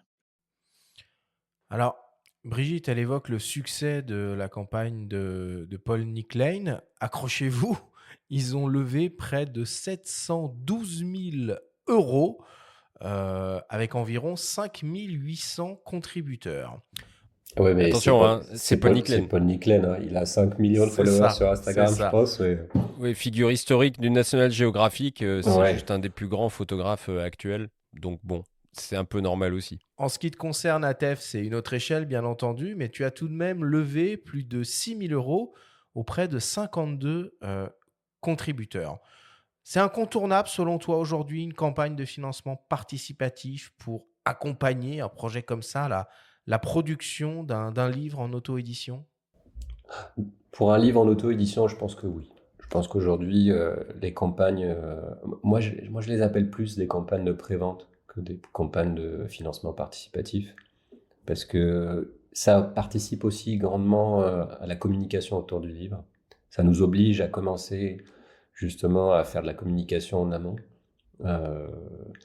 même si je pense que avoir une communauté aujourd'hui sur les réseaux sociaux est devenu incontournable, mais ça ne veut, c'est pas forcément une communauté qui se transmet on va dire, d'Instagram vers un site de crowdfunding. Je discutais justement avec une conseillère de chez Ulule qui m'a dit qu'en général, il faut compter entre 1 et 10% de la communauté, d'une communauté sur un réseau social qui va être transférée vers un site de crowdfunding. Donc non, je pense que pour un livre auto-édité, c'est vraiment essentiel, d'un point de vue purement financier d'abord, et puis après, parce que ça nous permet aussi de commencer à faire du bruit autour du livre et à commencer à le présenter avant même sa sortie. Et non, c'est essentiel. Et toi, tu as demandé un budget de 6 000 euros sur les environ 15 000 que ça t'a coûté. Est-ce que tu avais sous-estimé de base ou est-ce que tu t'es dit c'est peut-être plus atteignable que si je demande plus? En fait, le problème de ces campagnes-là, c'est qu'il faut vraiment viser juste, parce que si on n'atteint pas l'objectif, l'argent est remboursé à tous les contributeurs. Donc, c'est-à-dire que si on se met une barre Ouais. assez haute, si on se dit, OK, on veut récolter la totalité du budget, on va se mettre à 15 000, et qu'au final, on n'atteint pas ces 15 000, en fait, on n'a rien du tout à la fin. Donc, je pense que c'est très important de viser juste et de bien choisir son palier. Et puis, de toute façon, une fois qu'on a atteint l'objectif, ce qui vient au-dessus c'est que du bénéfice. Donc, en fait, le 100%, c'est un minimum. C'est pas une finalité. Alors, tu dis que si on n'atteint pas l'objectif, tout le monde est remboursé. Si tu n'avais pas atteint les 6 000 euros que tu t'étais donné comme objectif, est-ce que, en quelque sorte, tu aurais abondé toi-même pour aller au bout de cette campagne? Après, pour être honnête, moi, j'avais déjà avancé quasiment tous les frais. Euh, mais il fallait essayer de les rembourser au maximum. Mais sur les 6 000, j'étais assez confiant. J'étais assez confiant euh, par rapport à toutes les personnes autour de moi, les personnes que je connais qui s'intéressaient déjà au projet. Je- J'estimais ces 6 000 euros assez facilement atteignables, on va dire. Donc on les a dépassés un tout petit peu, mais c'était atteignable. Qu'est-ce qu'il faut prévoir comme type de contenu quand on se lance sur une campagne comme ça? Des visuels, des vidéos peut-être, et puis les fameuses contreparties, puisqu'on parle de contrepartie. Oui, je pense ce qu'il faut prévoir, c'est surtout un bon contenu. Essayer de bien décrire son projet pour inciter les gens à vouloir en faire partie, parce que en décidant de précommander un livre et de préfinancer quelque chose qu'on va pas recevoir tout de suite, il faut qu'ils y croient, il faut qu'ils aiment le projet. Donc, et pour les inciter justement à faire partie de ce projet-là, on va en parler au maximum, on va le détailler, on va dire combien ça coûte, hein, parce que malheureusement parfois on a un peu de mal à parler d'argent, mais c'est important, hein. Moi, sur ma campagne, par exemple, je détaille tout. Je détaille tous les coûts, pourquoi j'aimerais bien avoir levé 6 000 euros lors de cette campagne. Donc je détaille tout ça, je décris le projet, je mets des visuels, des mock-ups du livre qui n'est pas encore sorti. Et puis, je pense que la vidéo est très importante. Moi, ce que j'ai fait une vidéo avec ma voix en voice-over. Je l'ai faite en anglais finalement parce que j'ai beaucoup d'amis anglophones ou qui ne parlent pas français. Donc j'ai préféré le faire en anglais avec des sous-titres. Donc j'ai fait une petite vidéo d'1 minute 30 à peu près qui était une introduction au projet. Et puis pourquoi le livre? Pourquoi je voulais en faire le livre? Et c'est à quoi va ressembler le livre et, euh, et puis voilà, quelle est sa date de sortie, tout ça. Mais le plus important, je pense que c'est d'inciter les gens à. Faut qu'il y ait ce sentiment ouais, d'appartenance quelque part, ou de vouloir faire partie d'un beau projet, quoi. Toi, à partir de combien d'exemplaires tu estimes que le projet va être amorti? parmi les 500 qui ont été Je diffusés, pense édités. qu'en tout, en comptant l'édition limitée du livre, je pense qu'il faudrait que j'en vende plus de 200 exemplaires en tout, pour que le projet soit amorti. Après, je compte pas dans ces frais-là tous les frais de tirage argentique, parce que c'est des frais qui sont partagés, parce que c'est quelque chose que c'est des frais qui sont partagés sur des projets d'exposition, sur des projets de com et tout. Donc ça, je les compte pas, mais à partir de 200 exemplaires, le projet commence à devenir rentable. Même si, comme je l'expliquais tout à l'heure, hein, sur les 500 exemplaires du livre, enfin, il y a une bonne partie qui sera pas forcément vendue, qui sera envoyée à des critiques d'art, à des maisons d'édition, à des éditeurs, pardon, à des magazines.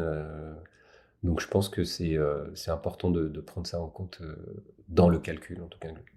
Et alors, du coup, comment tu vas faire pour les vendre, ces 200 ouvrages? Alors, il y a eu Ah, les ventes de la campagne de financement. Et maintenant, comment tu fais? Parce qu'en auto-édition, bah, t'es lâché dans la nature là-dessus. T'as pas de diffusion. Comment tu fais pour aller en librairie? Est-ce qu'il faut aller en librairie? Comment tu fais? alors là, donc là, c'est une nouvelle phase du projet qui commence et qui est très très importante parce que on a tendance à penser à la campagne de prévente, à la sortie du livre, et puis on oublie que le livre, après, il faut qu'il vive, et que le projet va continuer à vivre aussi. Et, euh, et pour qu'il puisse vivre, et puis qu'il puisse être visible, et puisse être vendu, là, il faut le mettre en librairie, forcément. Aujourd'hui, il y a plusieurs plateformes qui permettent en tout cas celles que je connais, hein, peut-être qu'il y en a d'autres que je ne connais pas, mais pour moi, les différents canaux, c'est d'abord la librairie, parce que les gens achètent des livres en librairie.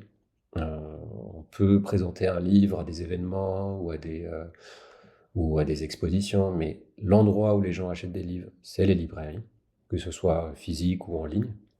Y Euh, compris des grandes enseignes comme la Fnac, ou tu parles de librairies indépendantes? non, je parle plutôt de librairies indépendantes. Non, non, non, je pense pas que mon livre sera sur des plateformes comme la Fnac ou autres, hein, mais moi, j'adore les petites librairies, les librairies indépendantes, les librairies spécialisées, parce qu'il y en a. Il y a des librairies de livres photos, de livres d'art. Je pense qu'il faut privilégier celle-là. Et puis, euh, donc là, donc il y a des librairies physiques, il y a des librairies en ligne. Notamment, il y a un site là, moi j'en ai contacté plusieurs, mais c'est difficile aussi de les contacter avant la sortie du livre. Parce que la grande majorité des librairies vont demander au moins une vidéo où on tourne les pages du livre pour qu'ils puissent voir un peu le séquencement, à quoi ça ressemble. C'est très rare qu'ils demandent un PDF, par exemple. Euh, mais pour en arriver là, il faut continuer à faire de la communication aussi avant d'arriver en librairie. Contacter des personnes qui font des podcasts, par exemple, comme celui-ci, des blogs, des critiques d'art, des journalistes, pour qu'ils puissent parler du livre, pour qu'il soit attractif pour les librairies aussi. Oui, puis tu sais qu'il y a un prix du livre photo au Salon de la Photo, par exemple, en fin d'année. Ah, je savais pas qu'il y en avait un au Salon de la Photo. Ah bah tu peux te pencher sur la question. Je découvre. Je sais qu'il y en a un à la Fondation Cartier-Bresson pour le livre auto-édité, justement, auquel j'ai participé. Mais non, je ne savais pas qu'il y en avait un au Salon de la Photo. Et donc, pour revenir aux librairies, il y a des librairies en ligne, par exemple. Il y en a une aux États-Unis qui s'appelle The Charcoal Club, c'est un club avec un abonnement où les gens et ils reçoivent tous les mois un livre photo. Euh, donc, ils ont une sélection euh, assez spécifique parce que voilà, ils ont une sensibilité pour certains types de livres. Donc il y a ça, il y a aussi des librairies en ligne, donc des librairies qui vendent que des livres photos ou des livres d'art en ligne, des librairies spécialisées, physiques, ou des librairies un peu plus généralistes, mais qui vont avoir un côté dans la librairie où il y a des beaux livres, quoi. Bon, bah, on va conclure là-dessus. Merci beaucoup, Atef, d'avoir partagé bah, toute ton expérience, toute ton aventure dans la conception, la réalisation et la production de ce premier beau livre, Gone Too Far. Et merci pour ta transparence. Merci à vous, hein. Merci de m'accueillir. Et j'espère que ça servira, parce que comme je le disais au début, je pense que le plus dur quand on fait un premier livre, et j'insiste là-dessus, c'est que on se rend pas compte quand on est photographe à quel point c'est un autre métier, vraiment. Et que c'est un peu difficile d'avoir justement les infos, à moins de connaître quelqu'un qui a déjà fait un livre, ou de connaître quelqu'un qui travaille dans une maison d'édition. C'est un peu difficile. En tout cas, dans mon cas, ça a été difficile d'avoir ces informations-là et ça a été un long chemin. J'espère que le second livre je pense qu'il sera forcément plus facile. Mais j'espère surtout que que ce témoignage servira à d'autres gens. Bon. Allez, on passe à la suite et on attaque le débrief.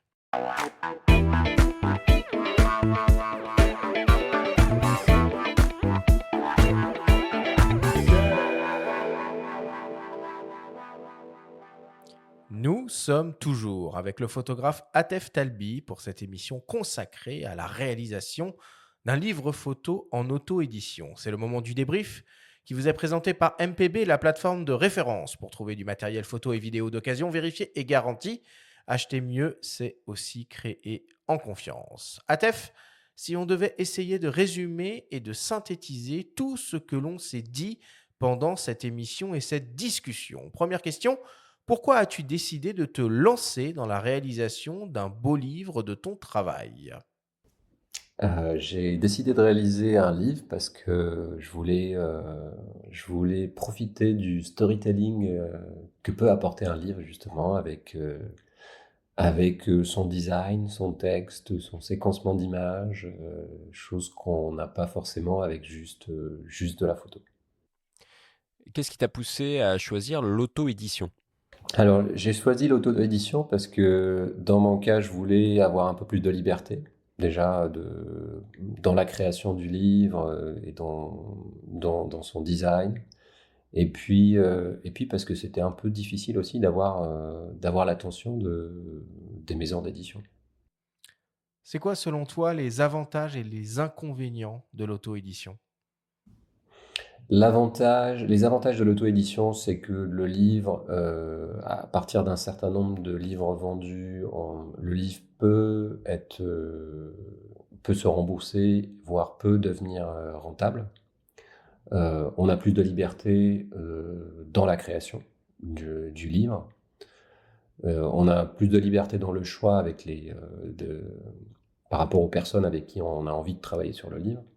Les inconvénients, c'est le coût, parce que ça coûte cher. Et puis, on est un peu livré à nous-mêmes.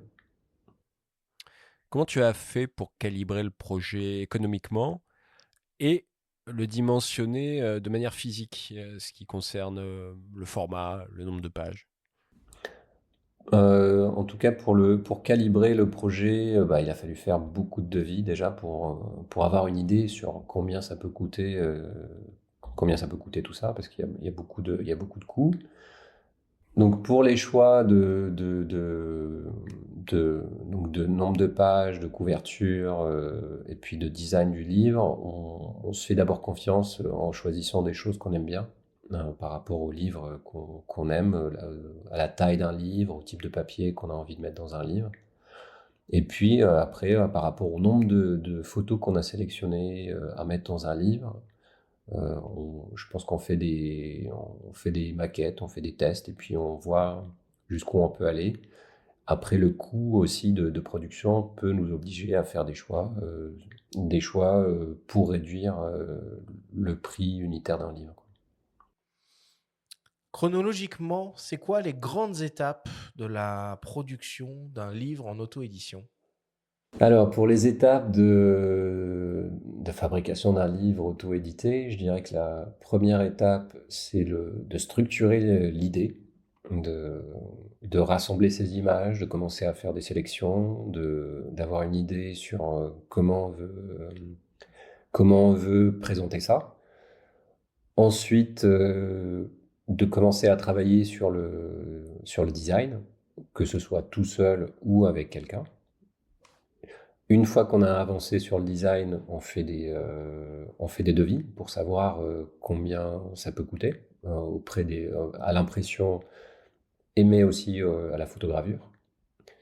Et une fois qu'on a fait ça, on lance la machine et puis on fait la photogravure et on fait l'impression et après il faut le distribuer. À quoi t'a servi le financement participatif et quel est le coût global du projet? Le financement participatif m'a permis de rembourser quasiment une bonne partie des coûts d'impression. Et puis surtout, ça m'a surtout permis de communiquer autour du livre, de commencer à, à faire du bruit avant même la sortie du livre, d'annoncer les dates, de créer une petite communauté, et puis de communiquer sur une date de sortie avec une exposition et puis des signatures. Et le coût total du coup de la production? Le coût total, c'est autour de 15 000 euros pour 500 exemplaires, pour un livre qui fait 112 pages, en 23 cm par 30. Bon, et maintenant que ce livre est une réalité, Atef, quelles sont les pistes et les canaux que tu vas utiliser pour écouler ces livres? Alors, pour écouler ce livre, maintenant, je pense qu'il faut. La phase qui commence aujourd'hui, c'est celle de la distribution, mais aussi de la communication autour du projet, parce que il y a ce livre, mais il y a aussi tout le projet qui est derrière, que j'aimerais présenter, donc avec des expositions. Pour écouler le livre, je pense qu'il faut passer par la librairie, c'est un passage obligé. Éventuellement, voir si je peux présenter le livre dans des foires avec peut-être un collectif. Merci Atef pour toutes ces explications.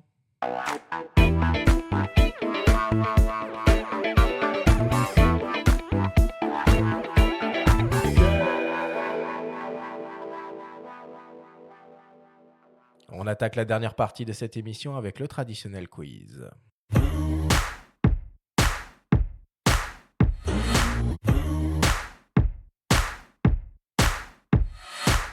Atef, le principe du quiz est très simple. On a reçu des questions de la part de nos auditeurs qu'ils t'ont posées via notre compte Instagram. On en a sélectionné quelques-unes et tu vas avoir seulement 30 secondes pour tenter d'y répondre le plus clairement possible. As-tu bien compris la consigne? Ok. Et on commence avec une question de Voodoo Child 46. Qu'est-ce que tu as découvert en bien ou en mal lors de ton parcours dans l'auto-édition que tu n'avais pas anticipé? En bien, c'est que un livre, c'est un autre support qu'il faut penser différemment que de juste présenter des photos. Et que ça peut être très bien pour faire un beau storytelling. L'inconvénient, c'est que c'est le temps que ça prend, quand on s'y connaît pas, c'est un peu l'inconnu et il faut découvrir un nouveau monde. Deuxième question, qui nous vient d'une dénommée... Ça fout le stress, ce truc là. Deuxième question, qui nous vient d'une dénommée Erika. Est-ce que les règles sont les mêmes, en particulier la définition du prix, pour un livre auto-édité, mais en PDF? Non, c'est clairement pas les mêmes règles, parce que je pense qu'un livre auto-édité en PDF est beaucoup moins cher qu'un livre physique. Donc je pense que les règles sont très différentes. On peut renvoyer à la lecture du livre de Joël, ouais. qui vient de sortir, l'auto-édition pas à pas, et c'est à coup sûr, la réponse y figure. Ouais, mais est-ce que objectivement, un beau livre photo en PDF, ça a du sens? Ça, je suis Non. moins... Du sens, aucun intérêt, surtout. Non. Troisième question, elle n'est pas pour toi, Atef, elle est pour toi, Benjamin, elle est pour nous, en fait. Elle nous vient d'un dénommé Philippe. Question pour les équipes du podcast. 11 saisons et toujours pas d'émission consacrée à l'IA. Est-ce que vous y songez pour bientôt? Benjamin, je te laisse répondre. Alors, je vais convoquer mon IA personnel pour répondre. Non, en réalité, on effleure le sujet au fil des saisons. L'émission qui paraîtra à la fin de cette saison avec Mathieu Forger, par exemple, que vous pourrez entendre la semaine prochaine, on aborde le sujet avec lui dans la partie post-production. En réalité, on va y venir, mais on ne sait pas encore réellement comment l'aborder. Ça évolue tellement vite, on pourrait l'aborder sous le prisme des logiciels, on pourrait l'aborder de beaucoup de façons. Donc, on n'y est pas encore, à mon sens, et je pense que ça va rester comme ça un petit peu en filigrane de chacune de nos émissions, hein. On l'aborde très régulièrement. 4e question qui nous vient d'un dénommé Jean et je reviens avec toi, Atef. C'est pas vraiment une question, c'est plus une réflexion. J'ai du mal avec le principe de financement participatif à outrance. Si tout le monde s'y met, les clients se transforment littéralement en organismes de crédit ou en producteurs. Non, moi je le vois pas du tout comme ça. En tout cas, comme je l'ai expliqué tout à l'heure, pour un livre, ça peut être, c'est pas un organisme de financement. Je pense que c'est une c'est un achat anticipé qui peut justement aider l'artiste à créer son livre.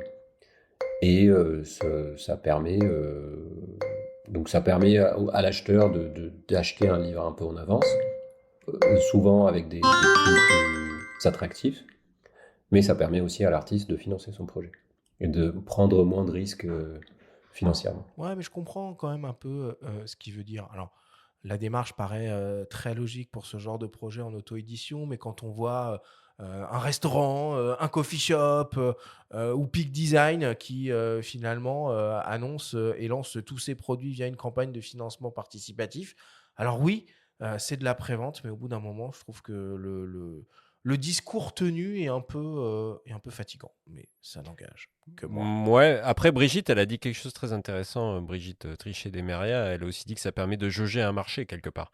Ça permet de situer et savoir un petit peu, enfin, de calibrer justement, de savoir comment on va y aller. Et moi, je suis assez friand, hein, des sites de prévente. J'aime bien la nuance que fait Atef, la prévente. Je pense au livre de Corentin Follen, regardez voir. Je pense au livre sur le Congo de Thomas Nicolon qu'on vient de recevoir. Et je pense que pour les photographes, ça reste quand même une sécurité. Non, en fait, pour revenir à la prévente, moi j'ai un contact avec avec une librairie en ligne aux États-Unis qui m'a proposé de faire, alors que le livre est déjà édité et déjà sorti, ils me proposent de faire une prévente sur leur site du livre pendant un certain temps, ce qui leur permet de jauger le marché pour savoir combien ils vont en commander. Hmm. Parce qu'ils achètent le livre, ils payent, contrairement à certaines librairies où on va avoir le livre en dépôt-vente, eux, ils vont l'acheter le livre.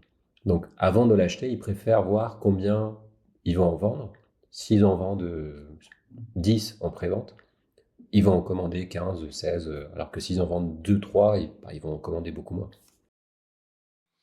Allez, dernière question, une question de mes soins, une question qui tue. Atef, si tu devais recommander, à part le tien, hein, bien entendu, un seul beau livre photo, ce Ouf. serait lequel et pourquoi? Un seul. Ah, c'est difficile. Non, j'ai droit à plus de 30 secondes pour celle-là. Dépêche-toi, le chrono avance, le chrono avance. Je pense que je recommanderais Genesis de Salgado. Pourquoi? Ouais. Parce que ce livre, pour moi, a été une révélation, quoi. J'adore Salgado, j'adore tous ses projets, mais celui-là en particulier m'a permis de m'évader, quoi. Et m'a donné envie d'aller dans des grands espaces, de partir loin, d'aller en Antarctique, d'aller dans l'Arctique, d'aller dans des endroits un peu vierges, quoi. Et ce livre, pour moi, j'adore beaucoup de ses projets, mais celui-là en particulier m'a beaucoup marqué.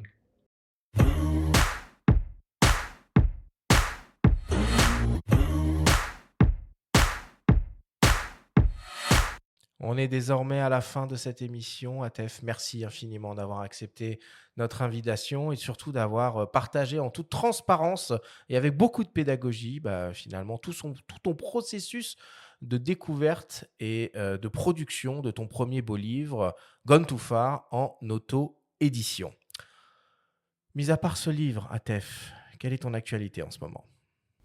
Ah, mon actualité en ce moment, il y a l'exposition à la galerie Bachir-en-Béricos à Paris, dans le village Saint-Paul, jusqu'au 21. Donc je serai présent donc en fin de semaine, jusqu'au samedi.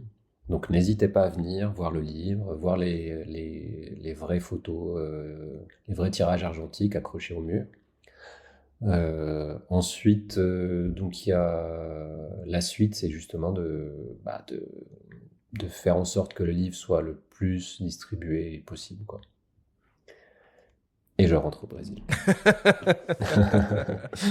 Bon, merci. Me reposer parce que ces 3 derniers mois ont été très très intenses. Bon, merci en tout cas. Merci encore une fois. Merci à vous.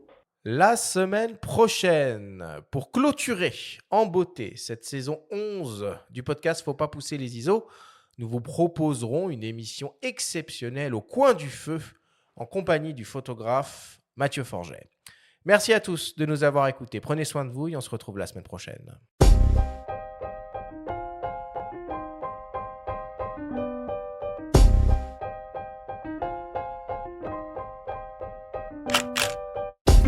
C'était Faut pas pousser les ISO, le podcast hebdo pour tous les passionnés de photos et de vidéos.